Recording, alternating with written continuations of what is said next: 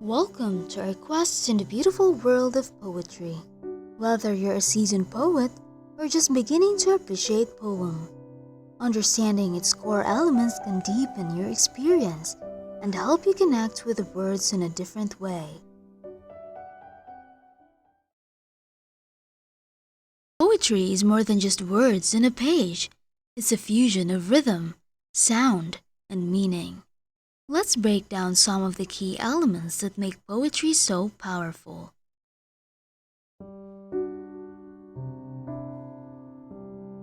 Theme. The theme of a poem is its central idea or message.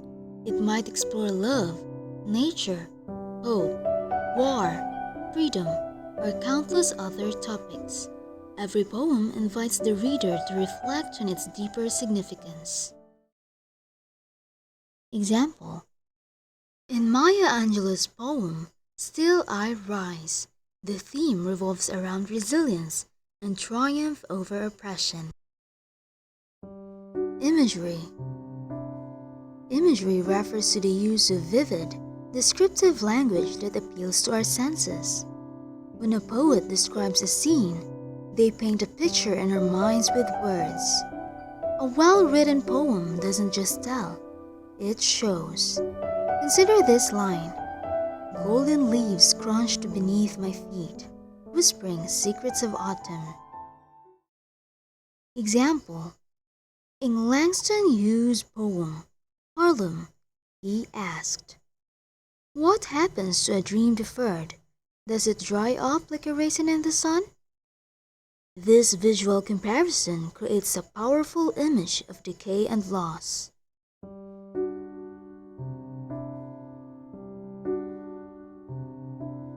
Symbolism. Symbols are objects, characters, or events that represent deeper meanings. Red might symbolize love, a dove could symbolize peace, and a journey might symbolize life itself. Example: in William Blake's The Tiger. The tiger symbolizes both beauty and terror, representing the complexity of creation and existence. Tone and mood. Tone is the poet's attitude toward the subject, while mood is the feeling the poem evokes in the reader. A poem can be joyful, melancholic, reflective, or even unsettling. Example: Edgar Allan Poe's The Raven sets a dark and eerie mood with its repetition of the word nevermore and haunting descriptions. Sound devices. Alliteration, assonance, consonance, onomatopoeia. Sound devices enhance the musical quality of poetry, making it more engaging and rhythmic. Alliteration. The repetition of consonant sounds. Example: the fair breeze blew, the white foam flew. Assonance. The repetition of vowel sounds. Example: do not go gentle into that good night. Consonance. Repetition of consonant sounds within words. Example: silken, sad, and certain rustling. Onomatopoeia. Words that imitate sounds. Example: the buzz of the bee or the boom of thunder. Rhythm.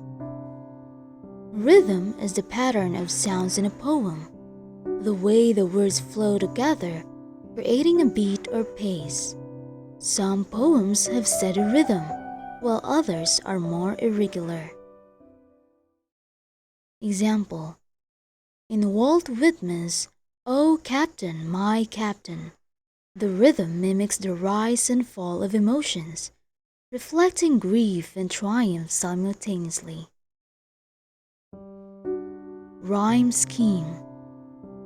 Rhyme is the repetition of sounds, typically at the end of lines. It creates musicality and enhances memorability. Example: Robert Frost's Stopping by Woods on a Snowy Evening follows an ABBA rhyme scheme, making it lyrical and soothing. Meter.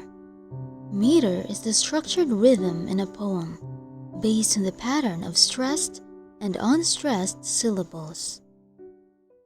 Example: Shakespeare's sonnets are written in iambic pentameter, where each line consists of 10 syllables in a dodum pattern. Shall I compare thee to a summer's day? Figurative language. It can be metaphor, simile, personification, hyperbole.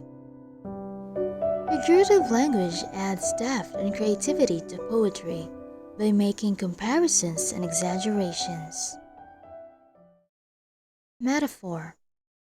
A direct comparison. Example: Hope is the thing with feathers. Simile. A comparison using like or as. Example: My love is like a red, red rose. Personification. Giving human qualities to non-human things.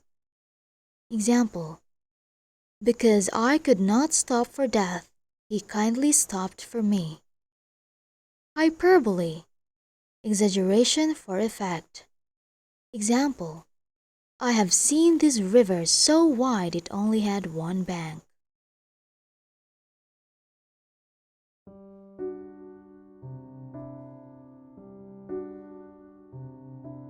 Form and structure.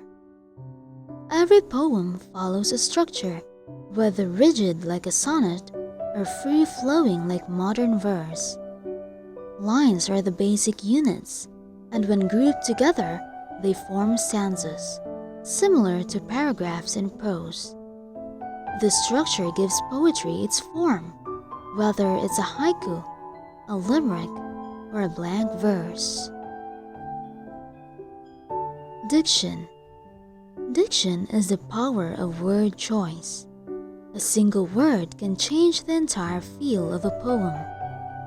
Diction refers to the poet's choice of words. It could be formal, informal, simple, or complex. Consider these two lines. The wind softly kissed my cheek. The wind slashed across my face. Both describe wind, but the diction creates entirely different emotions. Perspective. Perspective is the point of view or the voice. Who is speaking in the poem? Perspective influences how we interpret the poem's message.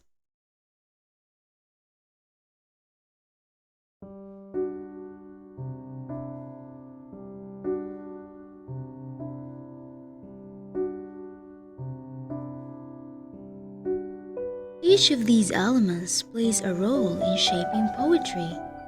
You'll discover that each line and word holds layers of meaning, rhythm, and sound, creating a deeper connection to the poetry you love.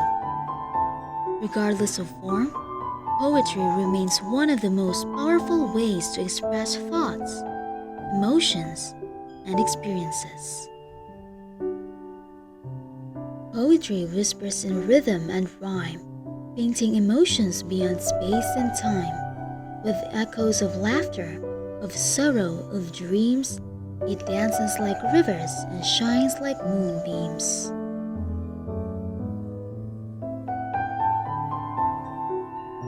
Thank you for joining me today on this journey through the elements of poetry. Keep listening, reading, exploring, and most importantly, keep feeling the rhythm of the world around you.